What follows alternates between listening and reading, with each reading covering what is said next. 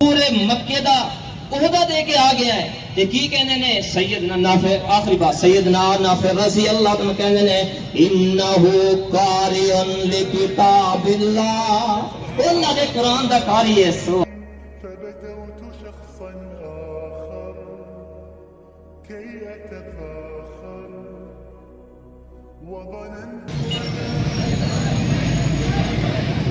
السلام علیکم ورحمۃ اللہ وبرکاتہ.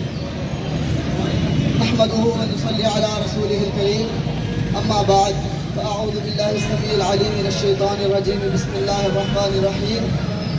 انا نحن نزلنا الذكر وانا له لحافظون.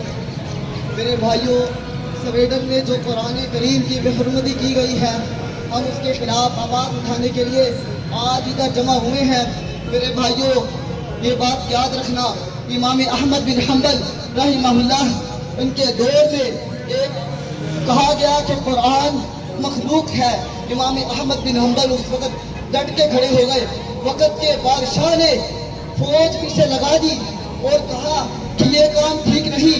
آپ یہ کہتے ہیں کہ قرآن کلام اللہ ہے، حالانکہ قرآن تو مٹے والی کتاب ہے.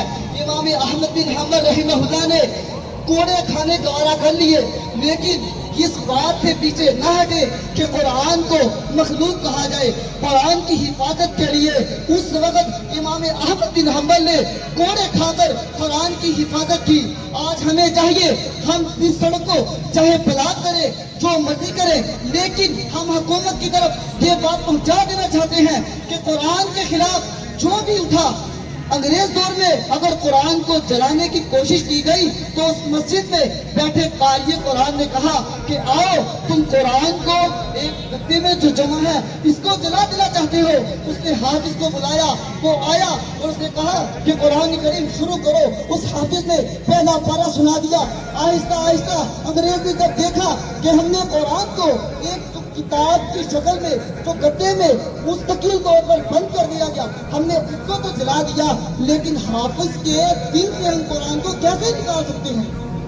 میری بات یاد رکھنا، ہم اس عزم کے ساتھ اس جگہ پر کھڑے ہوئے ہیں. انشاءاللہ ہمارا یہی عزم ہے. قرآن کی حفاظت کا ذمہ اللہ تعالیٰ نے ہی دیا ہے، لیکن ہماری بھی ذمہ داری ہے. اگر قرآن کے خلاف انشاءاللہ کوئی زبان نکالے گا ہم اس کی زبان کاٹ دیں گے.